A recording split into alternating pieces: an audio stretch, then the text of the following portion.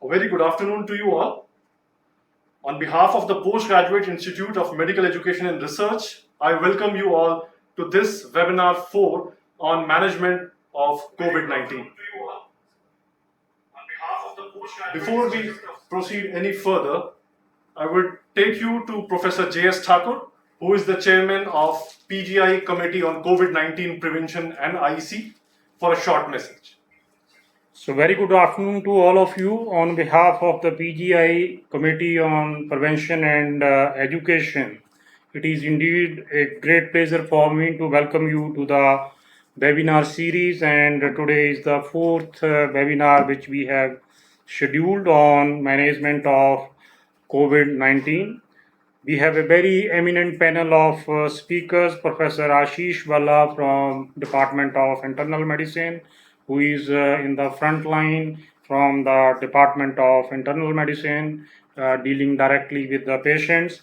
And we have Professor G.D. Puri, who is Professor and Head of Department of Anesthesia and Critical Care Medicine, and also happen to be the Dean Academic of the PGI. And we have Professor Nusrat, who is the Professor of Pharmacology, and she will be speaking on chemoprophylaxis and drug consideration. So I'm sure that you will enjoy the panel of eminent speakers and their discussion on the topic. And now I hand over to Dr. Arpit to invite the first speaker for this webinar. Well, thank you, Professor Thakur, for this brief introduction to today's webinar. Today's webinar is a must-attend event, and we start with the first speaker of the day, Professor Ashish Balla, who is a professor in internal medicine at PGI, and he would be talking about management of septic shock and severe acute respiratory infection in COVID-19. All over to Professor Balla. Thank you, Dr. Thakur, and we're back again for the next session of the webinar on management of COVID-19. And the task which has been assigned to me is to talk about the management of severe acute respiratory illness and to talk about the management of sepsis.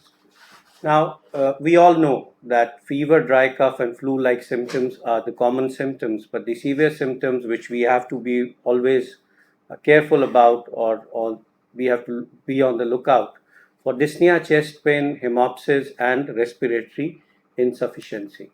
Now, this is one slide which I thought I would share with you. Why are we scared? If you look at the symptoms of flu and COVID, you find that everything is almost similar, but the complications in flu are less likely because of the we've been facing influenza virus for a very long time, and there is immunity building over a period of time. However, with COVID-19, there is severe respiratory complications which are more likely because we do not have the requisite immunity. Another thing, why are we scared? Because for flu, there is a flu shot and there is some treatment of doubtful efficacy in the form of oseltamivir. But for COVID-19, although there are very many drugs in pipeline, but we don't have anything more than self-isolation and just preventive strategies which are working. This we had discussed earlier, that Ministry of Health divides the COVID positive patients or suspects into mild, moderate, and severe. If you have influenza-like illness, fever with upper respiratory tract symptoms like cough, coryza, then you have a mild illness. If you have pneumonia with a respiratory rate of more than 30 and an oxygen saturation of less than 90%, or you have hypotension and ARDS, then it is severe. Anything in between these two is moderate disease. It's important to emphasize again who is a close contact. Now, whenever you have a positive COVID patient, any healthcare worker who is providing direct care to COVID patient is a close contact. Anyone who's working with these healthcare workers who are providing care to positive patient is also a close contact. And anyone who's visiting or staying in the same close environment of a positive COVID patient is a close contact.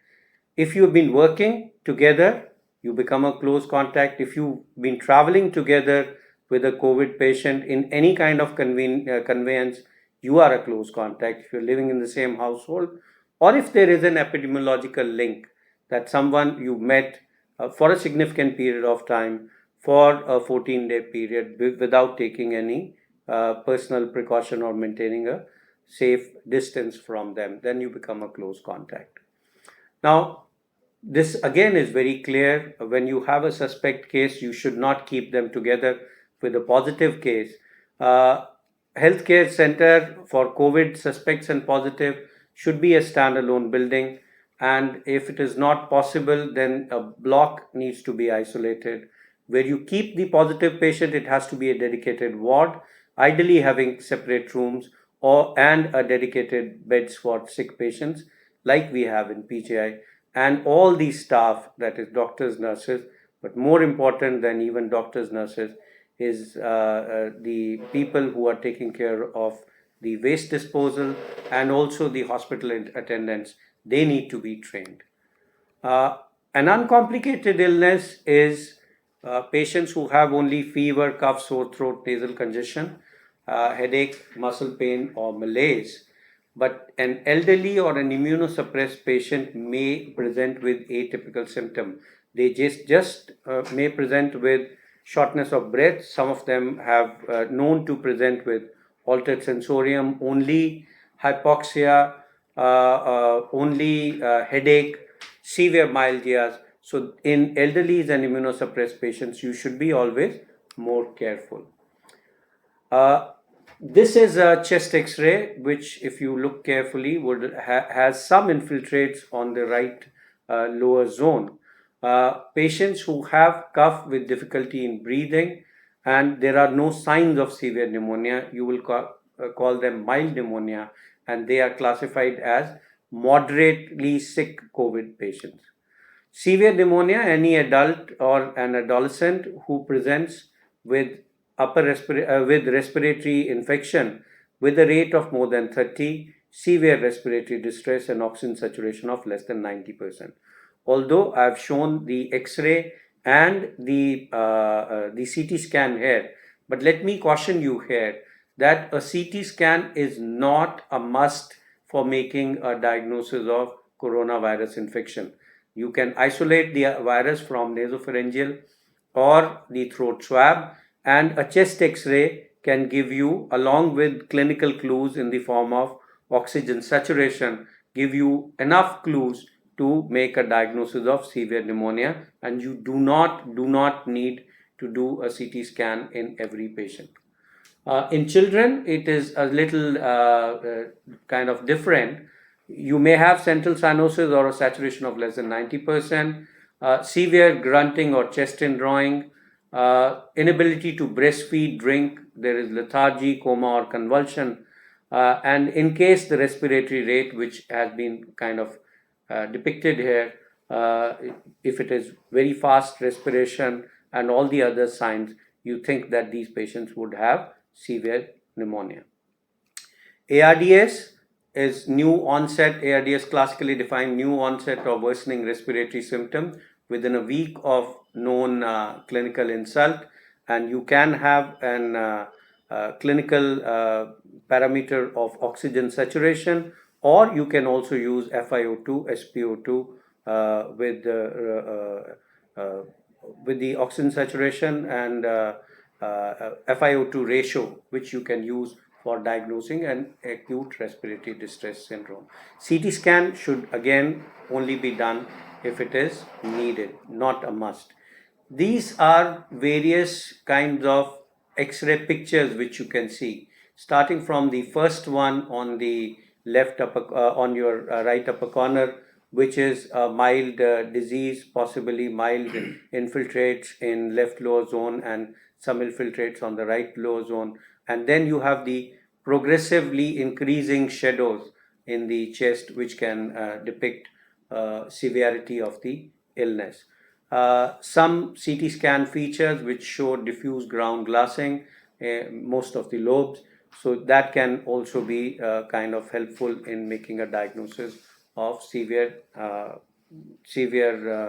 COVID pneumonia, or can help you in diagnosing ARDS. Now, this is what I was telling you. If you have a clinical picture, you have an X-ray, and if you just measure the PaO2 FiO2 ratio, if it is less than 300 millimeters Hg, you will classify it as mild ARDS. If it is less than 200, it is moderate, and if it is less than 100 with PEEP of more than 5, or in a non-ventilated patient, you will classify as severe ARDS. Now, a question which is commonly asked is that in places where you do not have an facility to get an ABG, how do you make the diagnosis of ARDS? There you can use an SpO2, that is saturation, oxygen saturation by a finger probe, and FiO2 ratio of less than 315. That will suggest an ARDS in non-ventilated patients. How do we manage these patients? Where do we manage these patients? These are Ministry of Health guidelines, which, okay, I've gone further. Can I go back? Back? Yes, sir. It will work. Okay, this is what I was trying to tell you, that there are 3 different kinds of facilities which have been recognized: COVID care center, dedicated COVID health centers, and dedicated COVID hospitals. Mild cases should go to COVID care centers, which could be hostels, stadiums, hotels, or lodges in case the number increases, or it can be a dedicated ward in a COVID care facility. COVID health center is the place where you manage the moderately sick coronavirus infected patients, and a dedicated COVID hospital with ICU facility, which has oxygenation available for every bed 24/7. That is the place where you will keep the severely ill patients. We all know about these infection control measures, which has to be taken care in all the patients at all the time. Medical masks, direct patients to separate areas, at least 1 meter difference, cover your nose and mouth, and contact precautions by performing hand hygiene. The droplet precautions, you can, if you have a medical mask, if you're working within 1 to 2 meters of the patient, along with eye protection, that takes care of most of the things. But in case you are going to perform an aerosol generating procedure, there is a high viral load suspected in any immunocompromised individual, it is better to use an N95 mask along with eye protection and a full personal protective gear to take care of these patients. Early supportive therapy in the form of oxygenation, starting at the rate of 5 liters per minute, and you can always titrate flow to maintain a saturation of more than 90% in non-pregnant adults, and in pregnant patients you have to be even more vigilant, maintain it between 90 to 95%. If the child comes with an emergency sign, or there is a respiratory distress, central cyanosis, during the resuscitation the child should receive oxygen therapy, and the target is to maintain SpO2 of above 94%. Otherwise, the target remains the same as in adults, 90%. What is very, very important is that you have to be conservative with fluid management. It has been seen that if you give aggressive fluid resuscitation in patients with coronavirus infection, you may worsen the oxygen saturation. So you have to go a little slow in fluid management. Early supportive therapy is in the form of early empiric antimicrobial therapy in all patients with severe acute respiratory illness. I must say here that moderately ill patients of coronavirus would classify as severe acute respiratory illness, or anyone who has infiltrates in lung, anyone who has some respiratory symptoms more than the upper respiratory infection would classify as severe acute respiratory illness. As a policy in PGI, we treat any community acquired pneumonia with third generation cephalosporin and azithromycin or equivalent. The same thing can be started in all patients with severe acute respiratory illness, and it have to be started within 1 hour. And these can be again guided by where the patient has come from. If it is community, then ceftriaxone azithromycin is good enough. If it is a healthcare associated pneumonia, or if you have a local epidemiology or susceptibility data, you can modify your empiric antibiotic therapy according to that. Why do we need to increase a neuraminidase inhibitor for treatment of influenza in severe acute respiratory illness upfront? Because even today, we are not done with seasonal flu or H1N1. We are still getting occasional cases of H1N1 and influenza A when we are checking for them along with a COVID infection, and they can also similarly cause an ARDS, as severe ARDS as coronavirus can. Closely monitor all the patients with severe acute respiratory illness, that is a moderate coronavirus illness, for signs of clinical deterioration, rapidly progressive respiratory failure, and development of sepsis.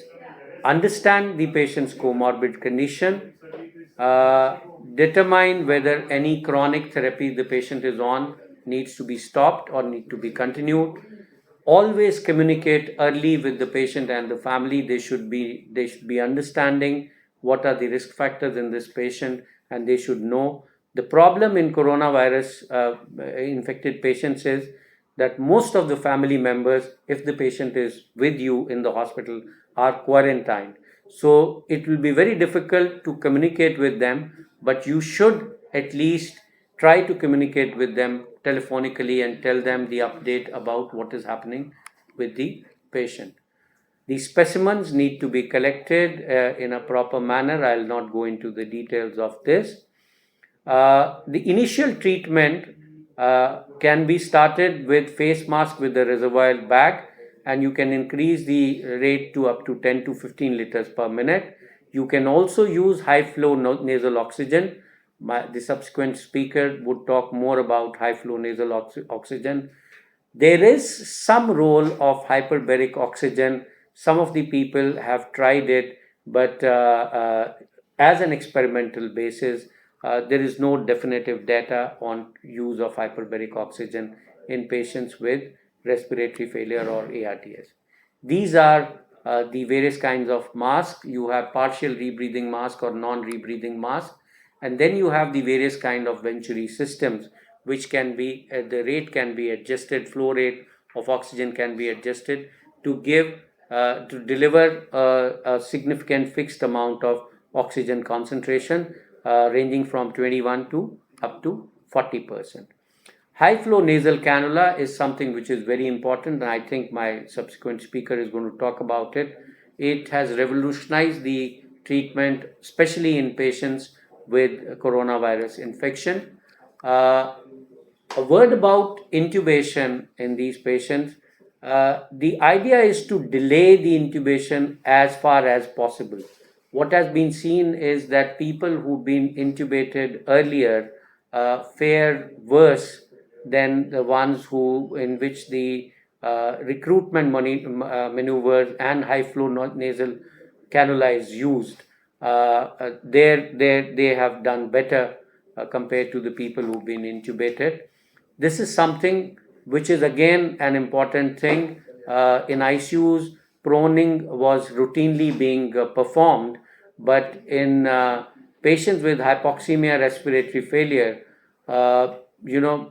this is something which can be tried. Awake proning, it recruits more alveoli and improves the oxygenation. So you can consider proning for up to 12 hours in a day, even in an awake patient.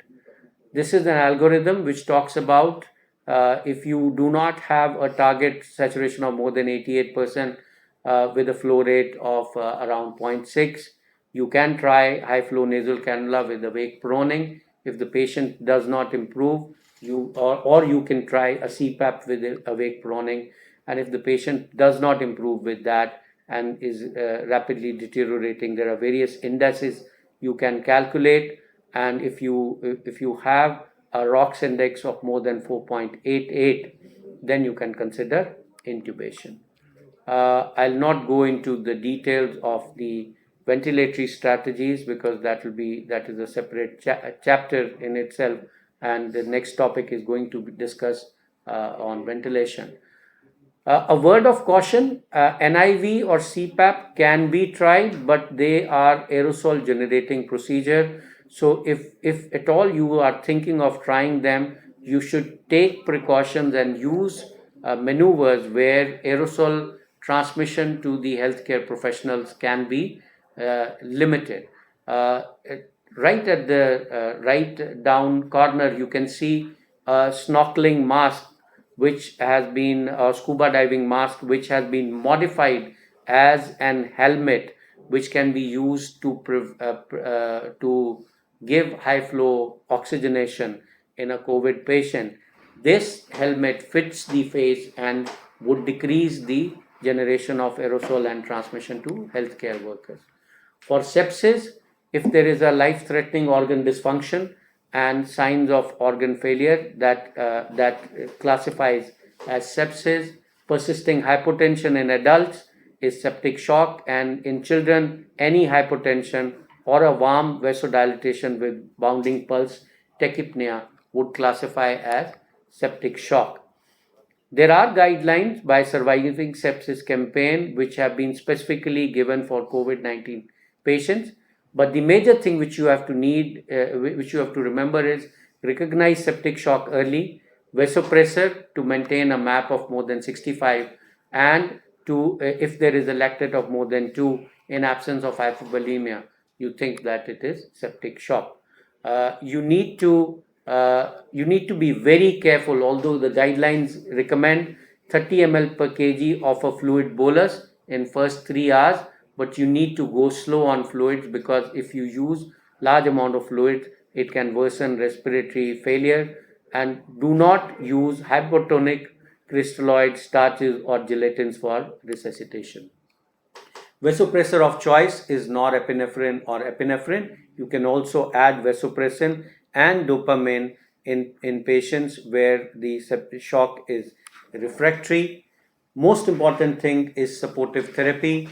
DVT prophylaxis should be given in every patient, but if you have a D-dimer level of more than 500 nanogram per ml, you should consider changing to the therapeutic dose because there are some studies which have shown that even in patients who do not have DVT, the lung biopsy has shown that there is some evidence of coagulopathy in the lung. So that could also add to worsening respiratory failure and hypoxemia. Give stress ulcer prophylaxis. Enteral nutrition should be started as soon as possible, and blood transfusion should only be given if the hemoglobin falls to less than 7 grams per deciliter. Steroids are indicated if there is progressive deterioration of oxygenation indicator, or there are rapidly worsening, or there is persistent shock. You should be careful. Use methylprednisolone 1 to 2 milligram per kg per day and for a shorter period of time, 3 to 5 days, because if you use larger dose, it can have immunosuppressive effects and delay the removal of coronavirus. There are very many other strategies, including the immunoglobulins, IL-6 inhibitors, JAK inhibitors, IL-2 inhibitors, but of them, the only two things which have shown promising results as of now is IL-6 inhibitors, that is tocilizumab, and then the plasma therapy, which is beyond the scope of this topic. You have to prevent complications, including the ventilator-associated pneumonia, venous embolism, catheter-related bloodstream infection, pressure ulcers, and stress ulcer and ICU-related weakness. Cover your mouth and nose and cover your cough and sneeze. These are the important preventive messages which you can circulate amongst your colleagues. And this is the most important thing. And for droplet precaution, the simple surgical mask is more than enough. For contact precautions, PPE is a must, and you should always take aerosol precautions while performing an aerosol generating procedure, which includes a bronchoscopy, intubation, CPR, and at that time you have to wear a full PPE along with N95 or equivalent with a fit tested particular respirator. With that, I come to the end of my talk. Thank you very much. Well, many thanks to Professor Bhalla for such a deep insight into the management of COVID-19, SARI and septic shock. And we would be breaking up for less than a minute before we go with our next speaker, who is Professor G.D. Puri, and he would be talking about ventilation strategies for management of COVID-19. Meanwhile, I would just request you to post your questions to us. There is a live chat which is going on, and you can very well post your questions, and we will get back to you with the answers during the question and answer session, which would be at the last. So we will be taking a very short break here.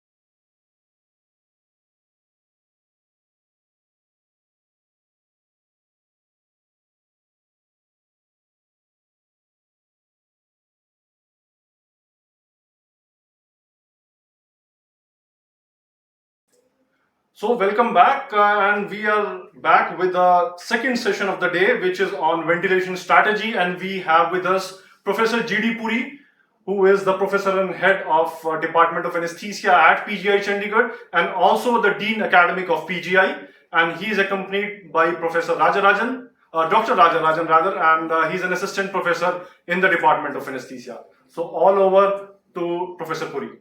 Good afternoon. Today, COVID is, we are going to talk about the ventilation strategy for the management of COVID. As you know, the 80% of the patients with COVID may not have severe symptoms and may be even managed at healthcare centers or at home. It's only the 20% who are moderate to severe or critically ill, and out of that only 20% are those who require or really critically ill. So at the end of the day, if we have 100 patients with the COVID positive, there are only 5 patients who really require critical care, and our aim is to avoid a ventilation in these patients, though I'm going to talk about the ventilation strategies, and Dr. Rajarajan is going to speak on my behalf. And I just want to make one line comment on this, that though hypoxia is the main biomarker while assessing the progress of patients with COVID, and management is to minimize this hypoxemia by whatever method short of ventilation. But if ventilation is required, then though we know that the outcome of patients on ventilator varies from mortality of 20 to 80% depending upon the facilities. So that is the reason we do our best to minimize the chances of these patients going on to ventilation. So with this remarks, I request Dr. Rajarajan to please carry on. There will be little repetition with the earlier lecture of Dr. Bhalla, who has beautifully covered the management of hypoxemia. We'll try to minimize that repetition and go on to the anesthetist or intensivist angle of all these things. Thank you.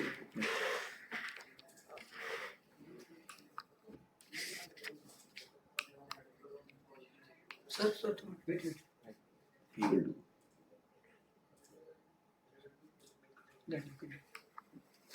afternoon, everyone. So now we'll be discussing on these topics. First, we'll start with the pathophysiology of the severe acute respiratory infection in COVID-19.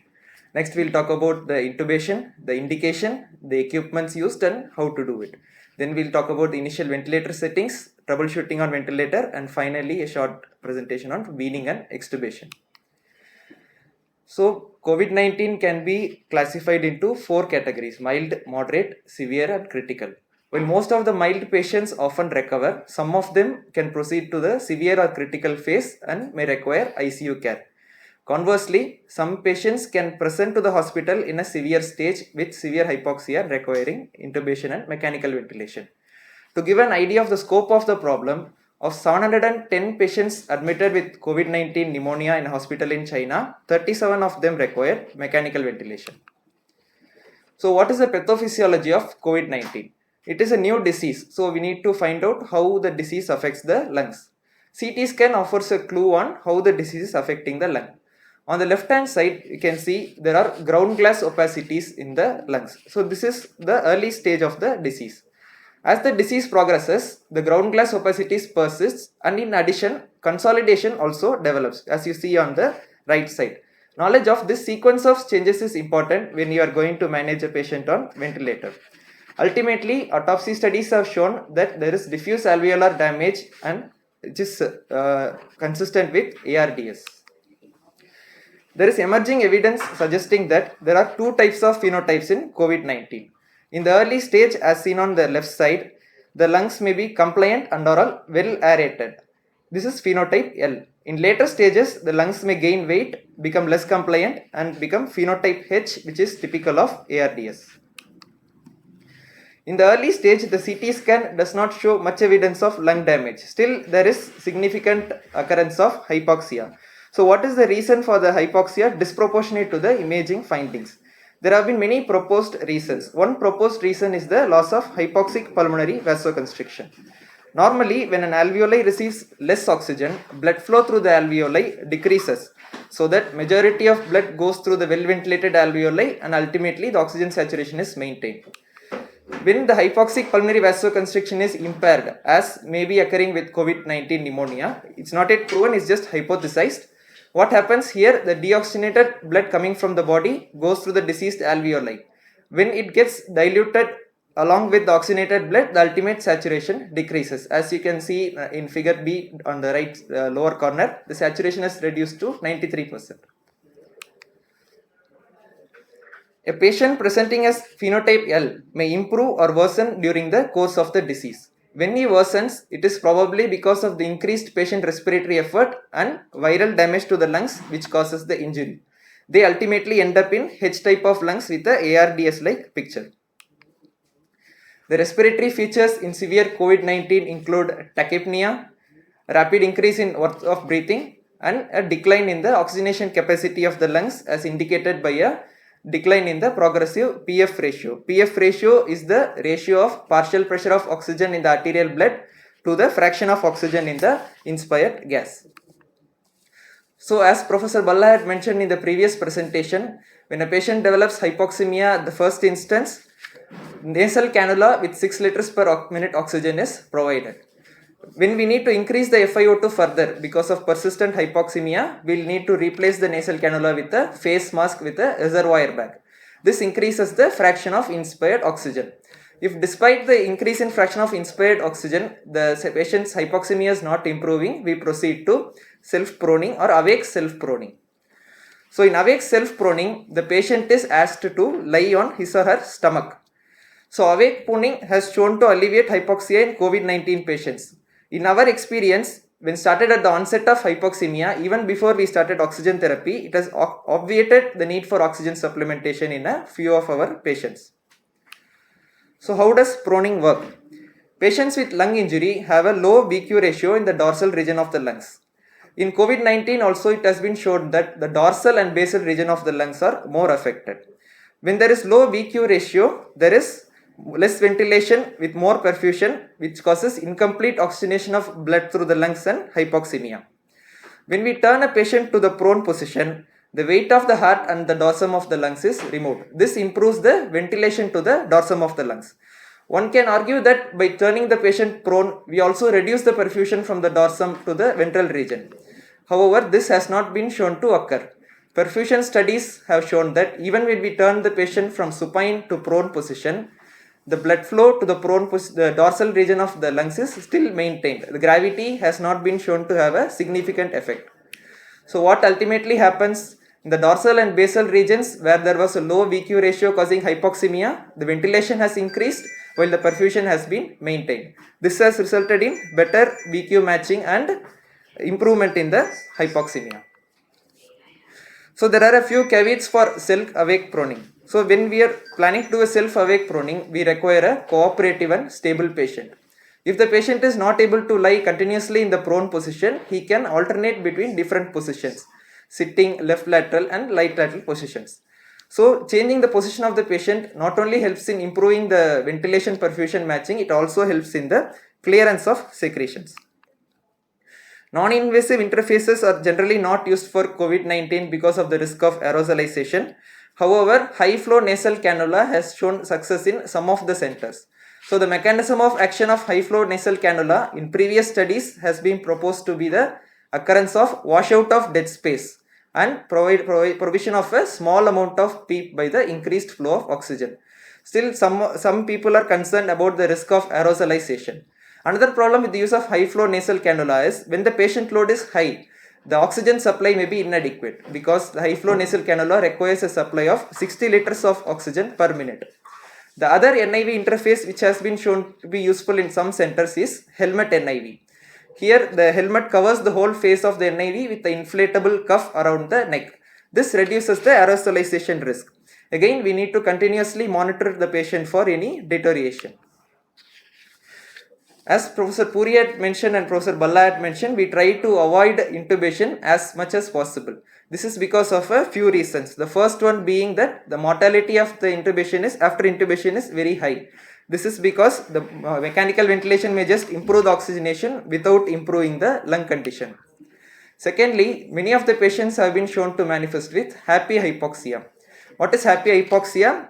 The arterial oxygen saturation of the patient may be low, but the patient may not feel it. They may also have an increased respiratory rate without feeling any discomfort. A few possible causes have again been proposed for this, which include the neurotropicity of the virus and a compensatory increase in ventilation by the patient. What happens in these patients is they do not realize that they are having a decreased oxygenation capacity for a long time, and when they exhaust the physiological reserve, they have a sudden collapse. Patients may present to the hospital in a sudden collapse because of this reason. The third reason is the sigmoid shape of the oxygen hemoglobin dissociation curve. Once the arterial partial pressure of oxygen comes to less than 60 mm of mercury, it has a steeper decline. So when a patient has saturation of 90%, we have to be very careful.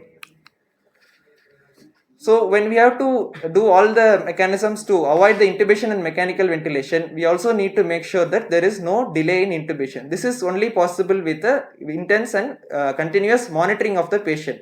The monitoring includes pulse oximetry monitoring. We start acting on the patient once the saturation comes to up to 95% on room air. What can we do? We can do proning, or we can start drug therapy like tocilizumab if we suspect a cytokine storm. We also need to supplement oxygen, but this only improves the oxygenation without improving the lung condition. The other monitors are respiratory rate monitoring. We maintain it to less than 30 to 40 per minute, and work of breathing. Work of breathing is assessed by seeing the use of accessory muscles, which include the sternocleidomastoid.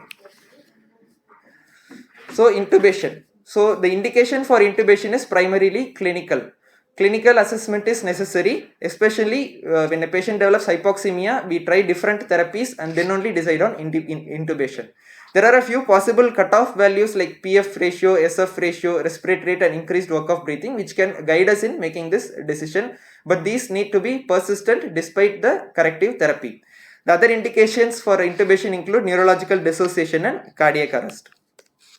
Before intubation, we need to prepare the ventilator and the circuit.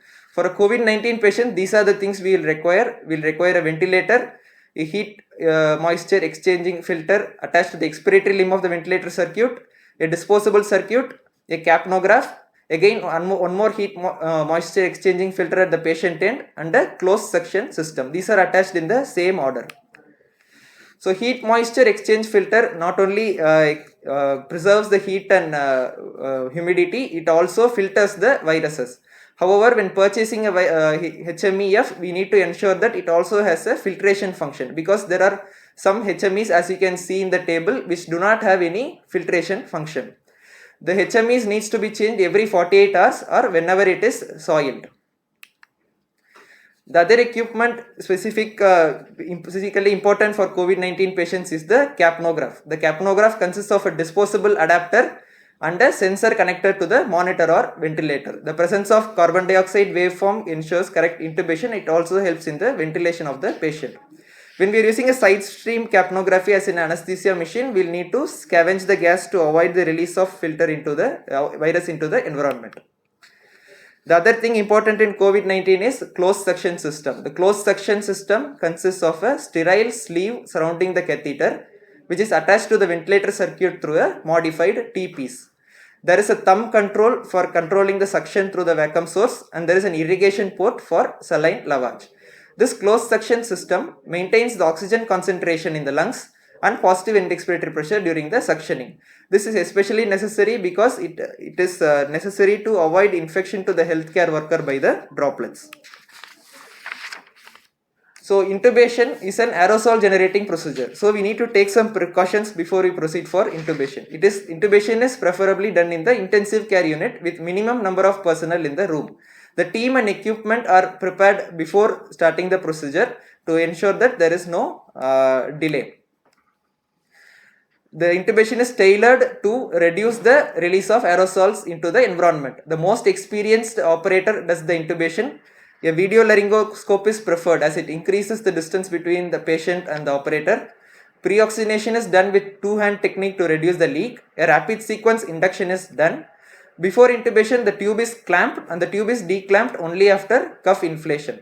The ventilator is switched on only after connection to the circuit, and the confirmation is done with a capnograph. So the initial ventilator setting in a patient with COVID-19 is shown in this table. At present, there is no mode of ventilation which has been shown to be superior to another. So we can use volume control, pressure control, or any other similar mode. We target an oxygen saturation of 90 to 94% in a ventilated patient. Respiratory rate initially it is set at around 20 per minute, and it is titrated to a pH of more than 7.2. The tidal volume, plateau pressure, positive end expiratory pressure, and recruitment maneuvers are done based on the compliance, as we had seen before, the phenotype L or phenotype H. The driving pressure is kept at less than 15 cm of water. Sedation is done with clinical monitoring, and paralysis done only when it is required along with neuromuscular monitoring. So what is compliance? This graph shows a pressure times scalar with pressure on the y-axis and time on the x-axis. In volume control ventilation, we provide an inspiratory pass at the end of the breath, during which there is no air going in or out of the lung. The pressure at this point is the plateau pressure. So compliance is the compliance values obtained by the tidal volume delivered divided by the difference between the plateau pressure and positive end expiratory pressure. In type L, there is low elastance and high compliance. In phenotype H, there is high elastance and low compliance. A cutoff value of 40 ml per centimeter of water has been proposed to differentiate between the two phenotypes. How much tidal volume should we keep? First, we calculate the predicted body weight of the patient. For a 165 centimeter male, it is around 60 kilograms. So in type L, phenotype L, there is high compliance. There we give a tidal volume of 8 ml per kg of predicted body weight. If it has been noted that when these patients receive lesser tidal volumes, there is volume starvation. Volume starvation is observed by a buckling of the pressure times scalar and the volume control ventilation. In phenotype H, there is low compliance of the lungs, less than 40 ml per centimeter of water, and in these patients 6 ml per kg predicted body weight or even lesser may be needed according to the driving pressure. So what is driving pressure? Driving pressure is the difference between plateau pressure and positive end expiratory pressure. It indicates the lung strain. When in a diseased lung, all the alveoli are not equally diseased, and there may be some healthy alveoli.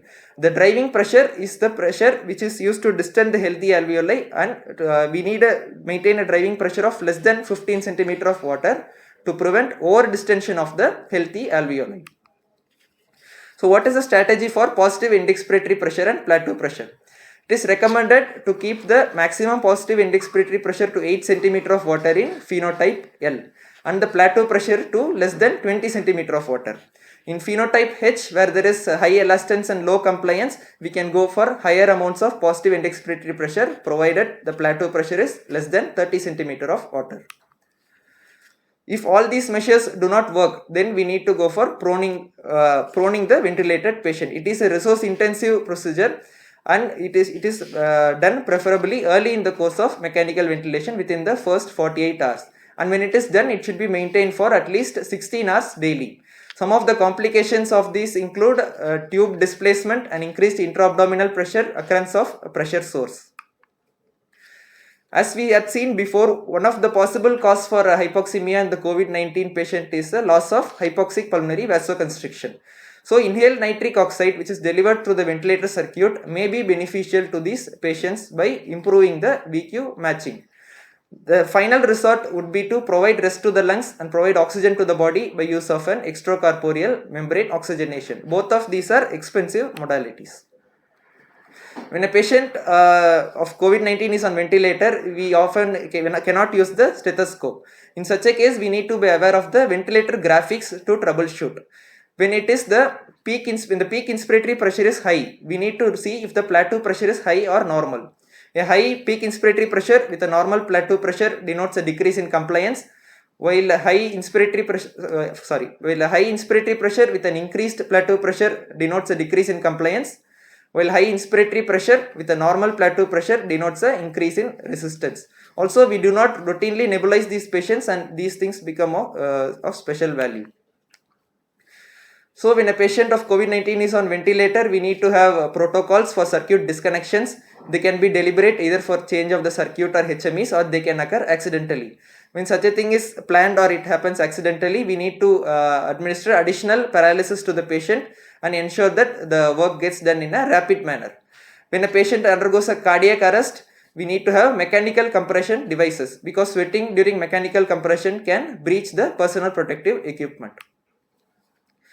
Since the virus has no curative agent right now, it has a prolonged disease course, and early weaning is avoided in these patients. When we plan to extubate these patients, we do with the same aerosol generating procedure precautions that we did with intubation. In addition, we need to do a leak test before extubation. When the patients have turned COVID-19 negative on microbiological examination, we can proceed for non-invasive ventilation to bridge over the post-extubation period. These patients are then later transferred to the non-critical area when they are clinically stable. A few of the parameters include the saturation, the respiratory rate, requirement of vasopressors, and clinical stability. Thank you. Thank you, Dr. Rajarajan and Professor Puri, for this presentation. And I would request you all to keep posting your questions on the live chat which is going on. And we would be back in less than a minute with the next speaker of the day, Professor Nusrat Shafiq, who is a professor in the Department of Pharmacology at PGIMER, and she would be talking about chemoprophylaxis and pharmacologic considerations during COVID-19. So we will be back in less than a minute.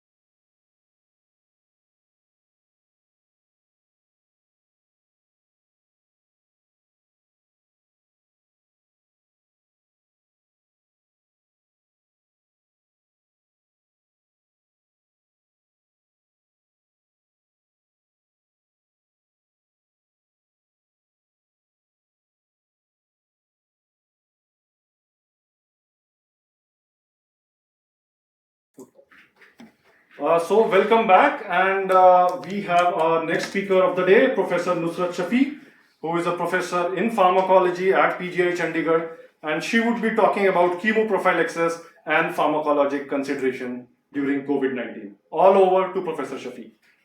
Thank you, Dr. Arpit. A very good afternoon to all of you. I am joined here with Dr. Praveen Kumar. He's senior resident in my department, and he is the person who's running the chemoprophylaxis, and we'll have some things coming from his mouth as well.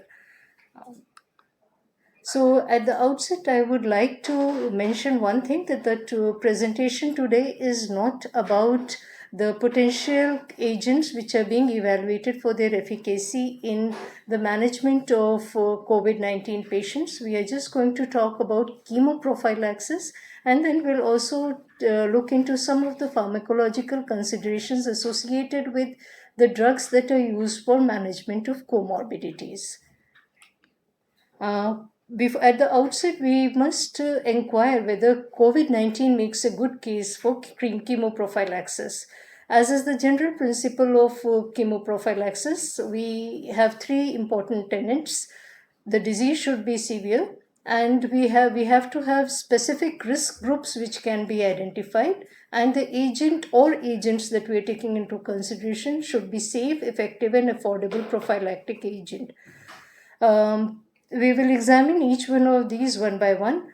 COVID-19 in certain subgroup of patients can definitely get severe. We do have a specific high risk group, which is patients' contacts. They can be healthcare workers or next of kin of the patients. So they do make a high risk group as in contagiousness is concerned.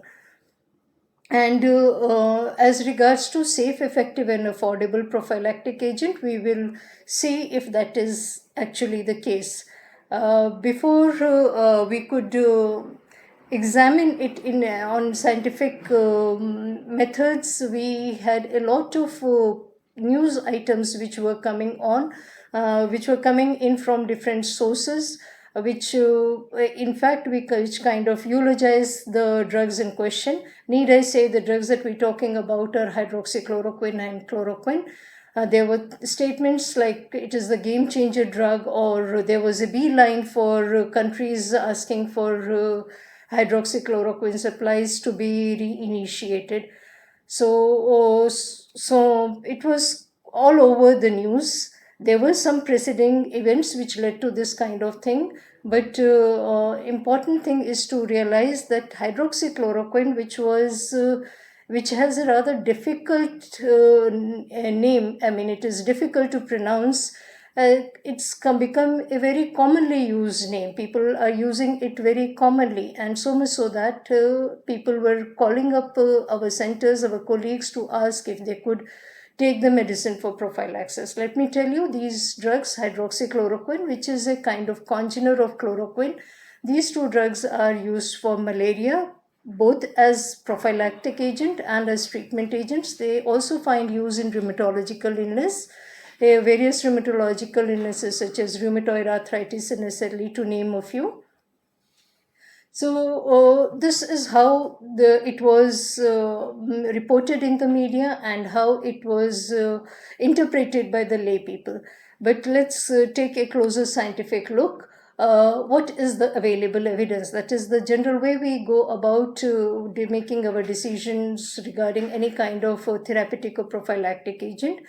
The work on hydroxychloroquine and chloroquine started quite many decades ago, and in vitro studies, experimental studies, did show some kind of virological response both with chloroquine and hydroxychloroquine, and even a mechanism of action, or should I say several mechanisms of actions, were attributed to kind of virological response, that was antiviral action that was seen with these drugs.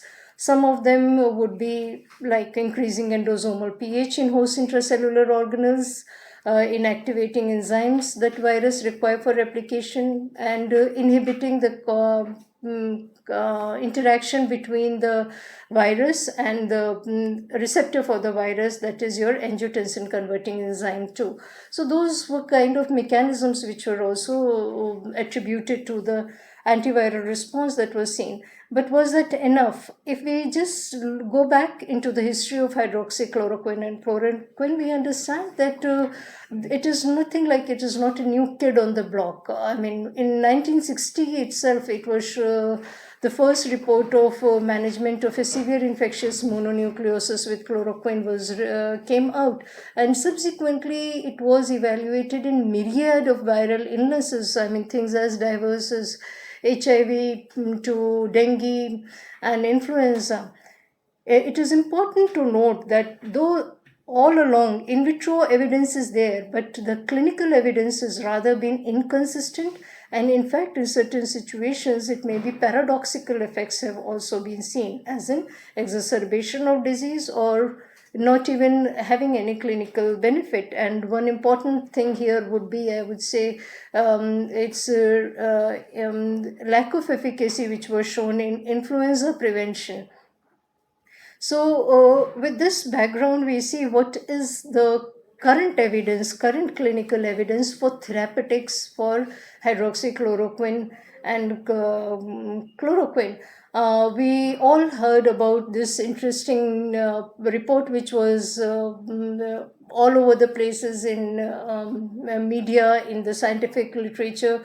This was a study done by a group of French physicians, Gautret et al., and they showed that at day 6 there was a remarkable improvement in the number of patients who became who became free of virus with hydroxychloroquine and azithromycin or hydroxychloroquine alone, as compared to those who received no drugs.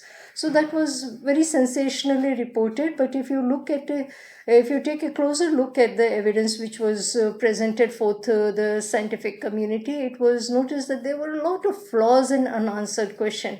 And short in the heels of this report came another paper which was again from France. It appeared in French and perhaps was not as widely read also. This was a report which came as a letter to editor, and it followed the same protocols, and the findings were rather to the contrary. A similar kind of contrary report has recently appeared. This was Veterans Affairs studies, and there again in a cohort of 368 patients, it was seen that in fact it could have possibly led to increase in ventilatory requirement.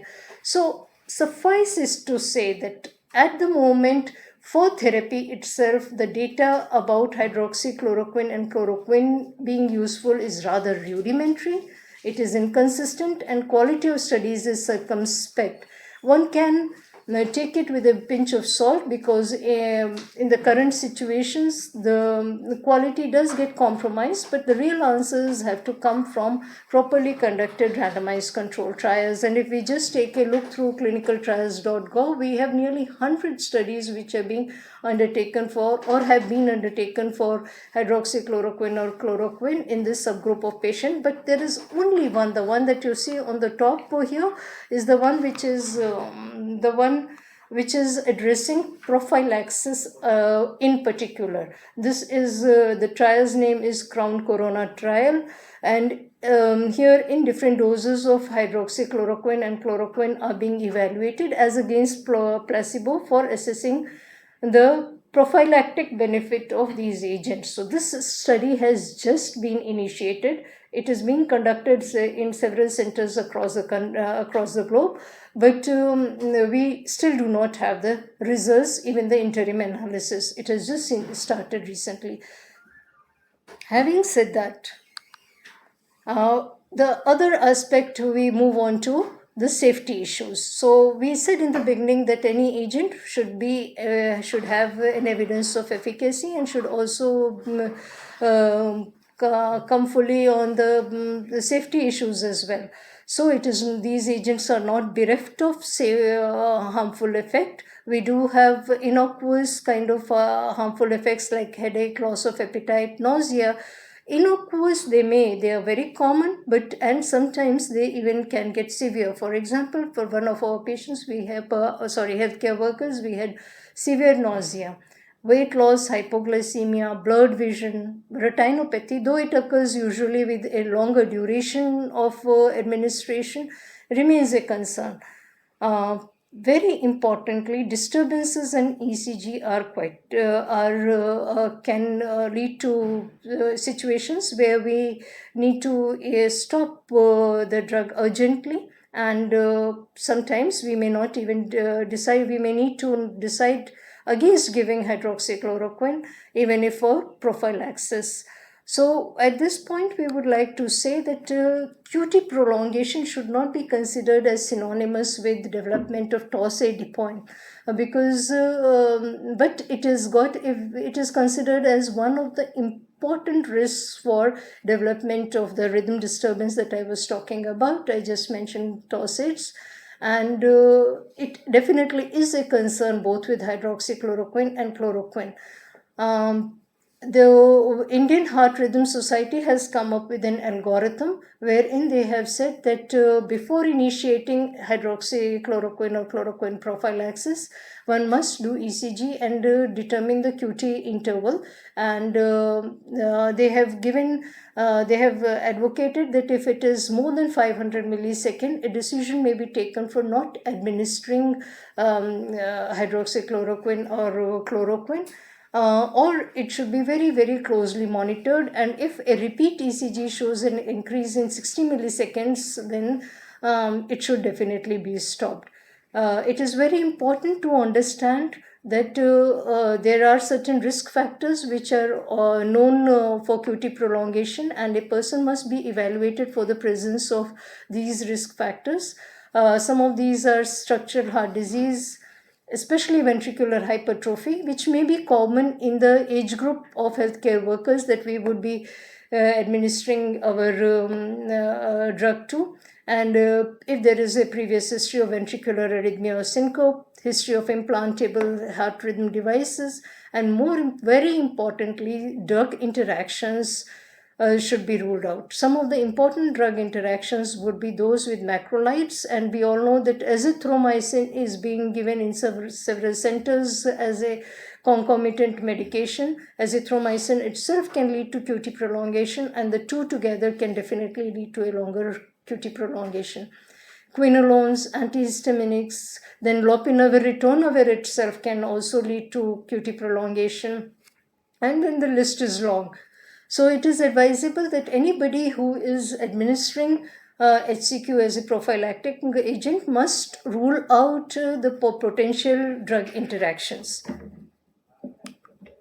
We have American College of Cardiology's Tisdale score of QT prolongation risk provided by Indian Heart Rhythm Societies does well for our kind of setups. At this point, I would like to bring in why we are bring in the question about why we are administering HCQ prophylaxis if there is a question, or it is circumspect about the efficacy is doubtful for prophylaxis. One important reason is that after examining the evidence early during the course of the pandemic, ICMR came up with an advisory wherein they had recommended for two groups of individuals: those who are asymptomatic healthcare workers and involved in the care of suspected or confirmed cases of COVID-19, and the second is asymptomatic household contacts of lab-confirmed cases. For these two group of individuals, they had said they advise HCQ prophylaxis. At the end of the advisory, it was very clearly written that it should not be given without the prescription of a doctor. And secondly, it said that children less than 15 years of age should not be administered. Subsequently, because it was the way it was shown in the media, a lot of people indulged in self-administration. Ministry of Health and Family Welfare came up with a guidance which is there on their website, and it was an important message that they propagated regarding advising people not to self-administer HCQ for prophylaxis. It said that it is a prescription medicine and its sale is totally prohibited without a valid prescription by a doctor. Fortunately, now this aspect is being followed, and we would suggest that anybody who wishes to take this as a prophylaxis should get himself or herself evaluated by a qualified practitioner for eligibility and for ruling out contraindications. What is the dose is an important thing that is we are often asked. ICMR recommended 400 milligram BD stat dose followed by 400 milligram at weekly intervals for 7 weeks for healthcare workers and 3 weeks for other population. But let me make it very clear, there are different doses which have been evaluated. An interesting case in a systematic review in this context is that by Cortigiani et al. And if you see, all kinds of doses have been given, and we still do not have an answer for the correct doses that should be used. And the Crown Corona trial that I had mentioned earlier is evaluating 3 possible doses, and they narrowed down to these 3 doses based on the literature search and the information derived from various in vitro studies and physiological based pharmacokinetic modeling. So they are evaluating, but till now we really do not know which would be the best dose for prophylaxis. Now I would like Praveen Kumar here, he's senior resident here in our department, to take you through the process that we have adopted for healthcare workers for administering this HCQ prophylaxis at PGI Chandigarh. So over to you, Praveen. I'll manage this for you. Good afternoon to all. Many would be first of all asking, why do we need a proper screening for a healthcare worker? Because healthcare worker is already a healthcare worker. But what you should understand is healthcare worker constitutes a different strata, right from faculties to nursing officials, doctors, and also even sanitary workers. So it is important for them that they understand what they are getting administered with. This will help them making their own decision, and it will also help them in not taking unnecessary over overconfidence that the drug is going to work and adopt other safety measures which they should have adopted. So as such, as soon as the healthcare worker comes, we give them what is the real fact, whatever ma'am has said.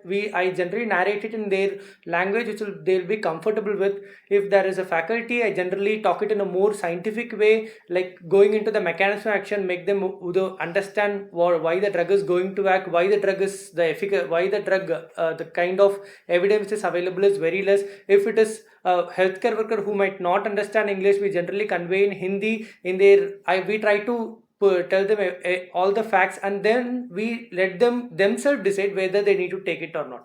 After they have decided they need to take, it is very, very important that the contraindications of them being screened. The ma'am will be listing down on those contraindications which we have. In fact, some of the contraindication, though we have until now screened around 200 individuals, some of the contraindication are really complete contraindication. Though it might be been identified in 1 or 2, those are very important to be identified and stopped at this level, because if you see the risk benefit ratio, since the benefit of this drug is not very well known, high level risk cannot be taken.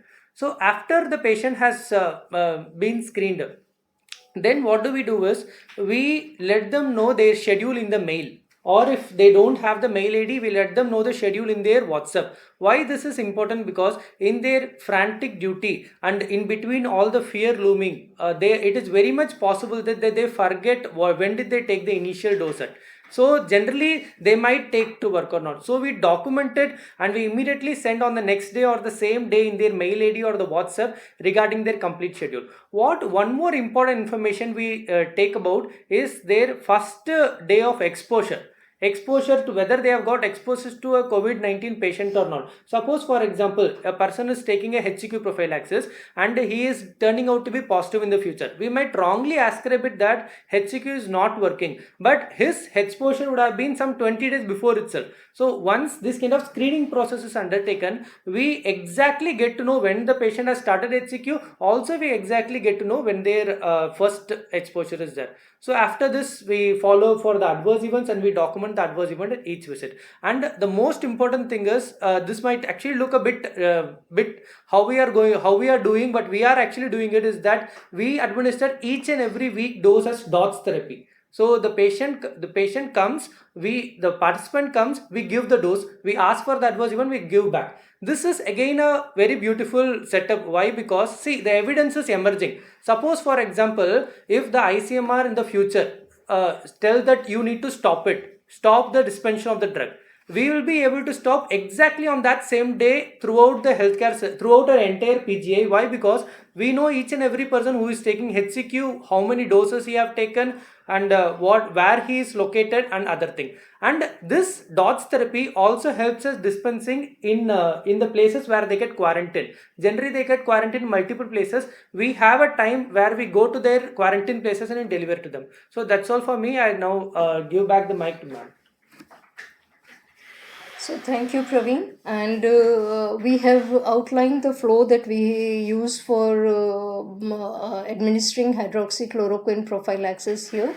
And we have, I would like to add that the area where ECG is done is exclusively for these healthcare workers. And the other thing that is important is that we have sent messages that they should, if they wish to start, that they should be starting it prior to their anticipated COVID ward duty.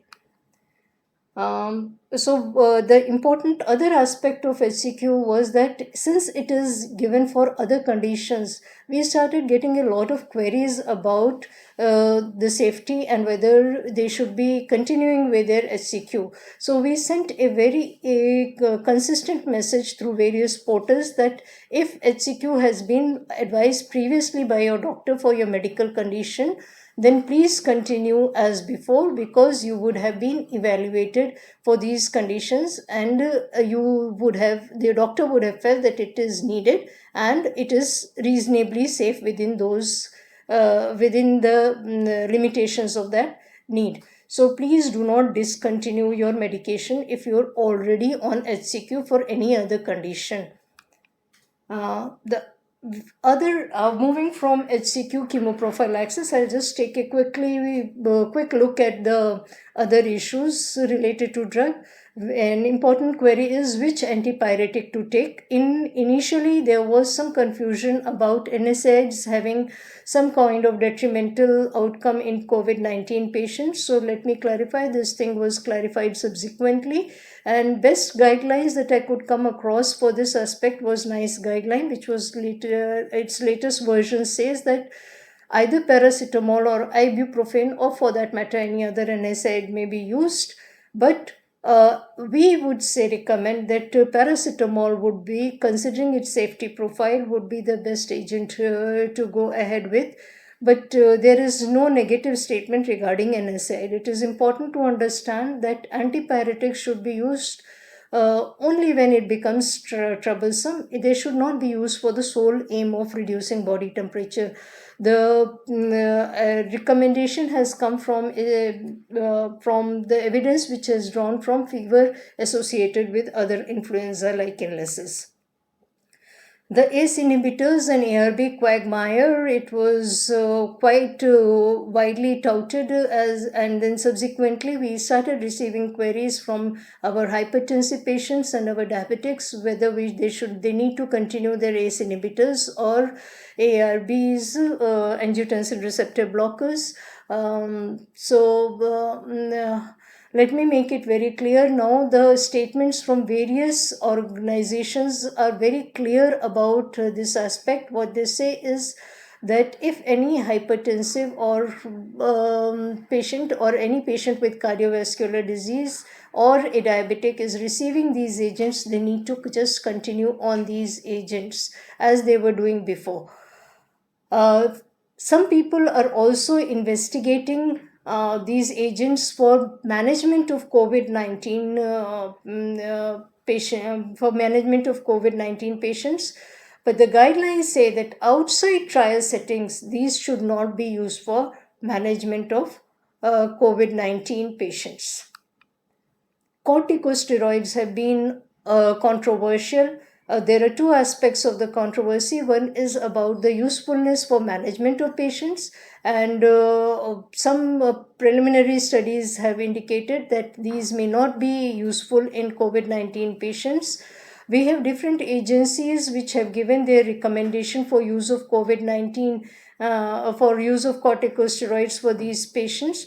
So NIH guidelines are more or less very clear. They say that for mechanically ventilated patients with ARDS, there is insufficient evidence either for or against corticosteroids. However, for adults with COVID-19 and refractory shock, low-dose corticosteroid therapy, that is for shock reversal, has some evidence and may be decided on a case-to-case basis. Now we come to the second aspect. The second aspect is about patients who are on chronic corticosteroids for various other illness. The recommendations are very clear. They should not be discontinued. On a case-to-case basis, supplemental or stress dose steroids may be indicated. Inhaled corticosteroids should not be discontinued in patients with COVID-19 if these patients were already on inhaled corticosteroids, for example, for asthma. For pregnant women who are facing a situation of preterm labor, what the guidelines say is that before 34 weeks of gestation, those pregnant women who are at risk of preterm birth, corticosteroids may be given. But after 34 weeks of gestation, those who are at, that is your late preterm risk, it is said that corticosteroids need to be avoided. But again, there is a scope of individualization there. With this, I would like to come to an end of my talk by saying that it is very important that we ensure scientific integrity and public confidence in this time of crisis, because we may have some vaccines which may be coming up later, and we would not want to lose the confidence of public in this regard. So some level of scientific integrity in our recommendations should be maintained, keeping in mind that evidence is evolving. It is evolving fast. So both these things are important. With this, I would like to say thank you to all for a patient listening. And if there are any questions and comments, I would be happy to take. Thank you. Well, many thanks to Professor Nusrat for such a deep insight into hydroxychloroquine and other pharmacology considerations, and we would like to hold on for a moment, and we will be back with the question and answer session. And meanwhile, I just would like to give you a final chance to post your questions to us on the live chat. So we will be back in less than a minute.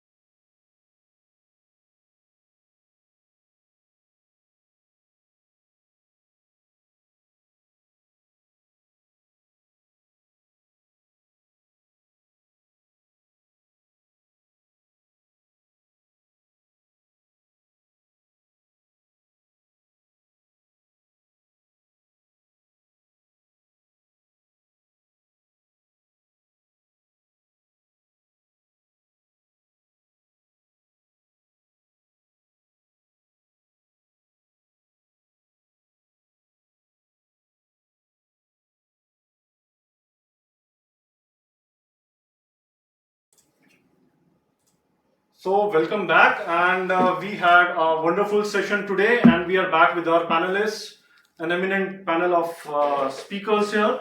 So, for the first question, it is about there had been a lot of discussion on sharing of ventilators. So, what is the PGI take on this? So initially when the pandemic started, some places had a lot of deficiency in ventilator, and there was anticipation that there would be a lot of requirements. So they started sharing ventilators using splitters, most of which were 3D printed. But there need to be specific indications when you have to share a ventilator. For example, the lungs must be similar. When you are ventilating two patients on one ventilator, you need to have a similar types of lungs. But now the American Society of Anesthesiology has come out with clear recommendations against the sharing of ventilation. Yeah, one of the question was what happens to the infection. Since all the patients are COVID-19 infected, the chance of cross-infection by the virus reduces, but the chances of infection by the bacteria still remains. But the HME may protect to heat moisture exchanger with filter, may protect to some amount against this occurrence, but still it's not recommended. Also, what will happen when one of the patient decompensates? How to disconnect that patient? How to cut off the ventilator supply to that patient? What can happen is the other patient's lung can get damaged during that period. And so right now the onus has been on improving the number of ventilators rather than starting to share the ventilators. Well, thank you, Dr. Rajarajan. And Professor Nusrat, I mean, there is a question, although we were expecting quite a lot and we had received a lot of question on hydroxychloroquine. I mean, you had really explained it in detail, what is hydroxychloroquine and what is its mechanism and what is the literature available. But still there is some confusion over there. Some people are really considering hydroxychloroquine as a vaccine, and they are advocating, a utilization of hydroxychloroquine on a community level for everybody. So we just want you to clarify it in bit of detail so that this misconception is put to rest. So thank you, Arpit. Let me make it reiterate the point, which if you had seen that Ministry of Health and Family Welfare message that was in the form of poster, it was very clearly written that it is a prescription drug and it is not to be administered by one's own self. And any lay person or for that matter any qualified person also taking it without doctor's prescription is an absolute no-no. And a set of contraindications have to be ruled out by the prescriber also before they administer. So some of those contraindications we had enumerated in our talk. The other would be things like a known hypersensitivity to the agent. If there is agranulocytosis also, then there could be an issue. If a person is one-eyed, for example, then we would be circumspect about giving this patient or any this person hydroxychloroquine. And things like G6PD, which is very important. If there is a case of or if a person is a known case of G6PD deficiency, then we do not administer hydroxychloroquine and chloroquine. It is important to know that in current circumstances, it may be rather difficult to carry out evaluation for G6PD, but a verbal history should be taken. A history should be taken, and it must be inquired for at least those who have a known history. Then this should not be administered, and to consider it as a kind of vaccine would be a big mistake. We should have should in say maybe a month's time or something, we should have some preliminary data about its efficacy as a prophylactic agent for the group of subjects that have been advocated had been advised this kind of prophylaxis, but certainly not as a vaccine. Yeah, I would again like to reiterate this. Just to avoid the misuse even amongst the healthcare workers, we adopted this strategy that we will give you the drug only when you come to us. We'll give you one tablet at one time, because earlier what was happening was you prescribe the drug, you give them 10 tablets, you ask them to take it at home weekly, one dose.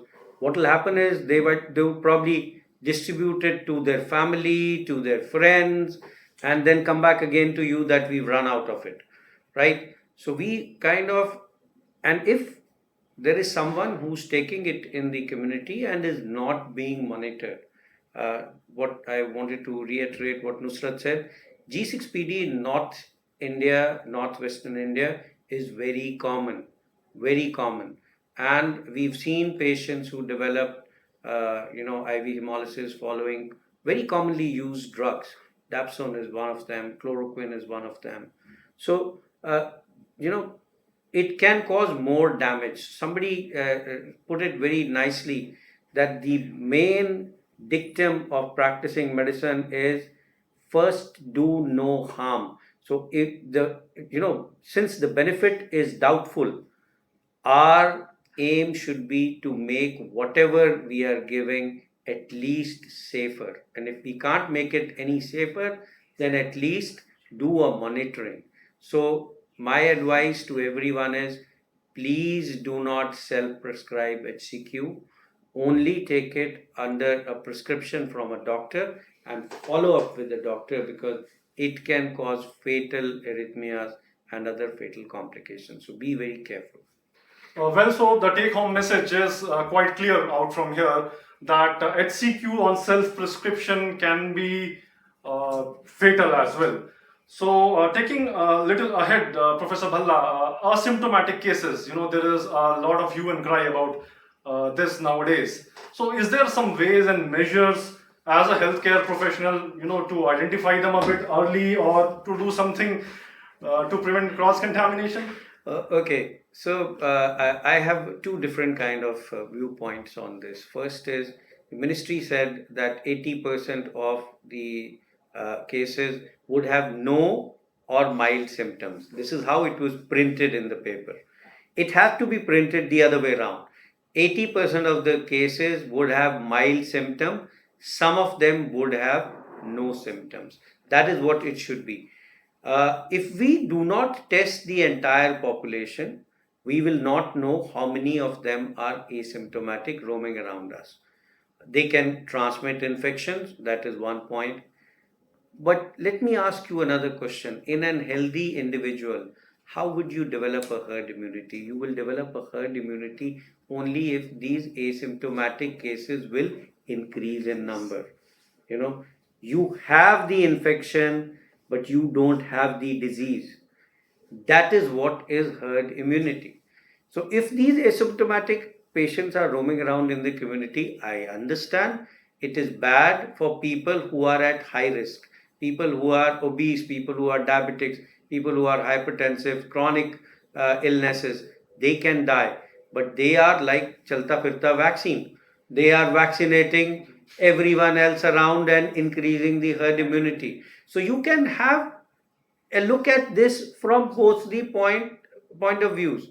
Yes, they are dangerous for people who are at high risk. So keep your elderly, keep your high risk away from strangers, away from your own self, the healthy individuals. Because the healthy individuals, the youngsters, if they do not develop this asymptomatic infection, we will never develop a herd immunity. And if we do not develop a herd immunity, this lockdown, I don't know how long we can continue it. So this lockdown is giving us time to build up our healthcare resources and also to learn a lesson that we need to keep the high-risk individuals at home. We need to keep our parents, our grandparents at home, stay away from them so that we do not pass this infection to them. If it passes amongst ourselves, those of us who are healthy, it is good for us. Probably we will be able to build a herd immunity. So look at it from that point of view.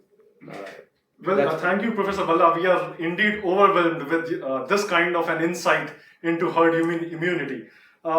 Taking up the second last question for the day, it is about BCG vaccination. Although in India, almost all of us are vaccinated, but many countries, especially the European ones, are taking the BCG vaccination nowadays. So from academic point of view, how good is it? See, I think Nusrat will probably try to explain it more. The only difference between European countries, the Americas, and India is that we have universal BCG vaccination at birth. And we have a lot of load of TB. So a lot of us would be having a latent TB, maybe having some kind of an immunity with that already existing in our body. So that may be one of the reasons, coupled with another reason that we are a younger nation. We have only 6% people who are above 60 or 65 years of age. So these two reasons combined together probably, and the lockdown probably, are the reasons why we have not seen a sudden upsurge, right? We are, and Nusrat is with me as a co-investigator in this trial, which we are trying to take up with a recombinant BCG vaccine, and we'll look at it in a more scientific manner, because even with BCG we know that the immunity wanes over a period of time, so making some of us more vulnerable. So we are trying to use recombinant BCG vaccine and study whether what is its immunogenicity and what is its immunological effect, and would it be able to prevent the coronavirus infection in adults. Yes, sir. I would like to just add on to your point by saying that yes, it's a theory which needs to be confirmed, and the best way to confirm it is carry out in RCT. And fortunately for us, we have a good capacity in vaccine manufacturing in our country, and this project has been taken up, and let's see what the results show us. That's all I think. Yeah, it needs to be investigated. Well, thank you, Professor Nusrat, and we are already shooting up the time. Before we say goodbye, there is one last question I want to ask. It is about the pediatric patients, where we generally aim at oxygen SpO2 of around 93 or even more. Yes. So, in COVID pediatric patients, or let's say in COVID patients, what are the guidelines? I mean, what do we aim at, and why so? So as we had seen the oxygen hemoglobin dissociation curve, so it becomes a steep slope below a partial pressure of oxygen of 60 millimeter of mercury, which corresponds to a saturation of 90%. So that's one main reason why we target a saturation of 90% in adult COVID-19 patients. So when we come to pediatric patients, there are a few more considerations. So there have been studies which show that saturation of at least 93% is required when there is injury to the end organs. So that is one of the reasons why we need to maintain a higher saturation in pediatric patients. The other reason being the pulse oximetry, which is used to monitor the saturation, it is not 100% accurate. So we give some margin to make sure that adequate oxygen is delivered to the tissues of the pediatric patient. Well, thank you, Dr. Rajarajan. And with this, we have come to an end of today's webinar. We had an overwhelming session, in-depth discussion on various aspects of management of COVID-19. And with this, I want to thank the panelists for the day, Professor Nusrat Shafiq from Department of Pharmacology, Professor Ashish Balla from the Department of Internal Medicine, and Dr. Rajarajan and Professor G.D. Puri from the Department of Anesthesia. And I would also like to take this opportunity to welcome you for the next webinar session, which is on nursing care of the patients with COVID-19. This session is scheduled on 28th of April at 12 noon.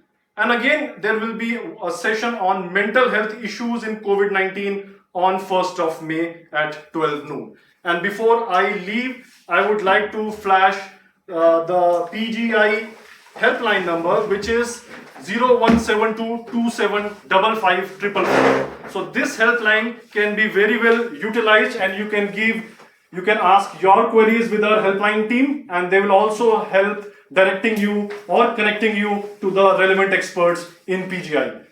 And I also would like to thank each one of you for connecting with us. Thank you so much. Jai Hind.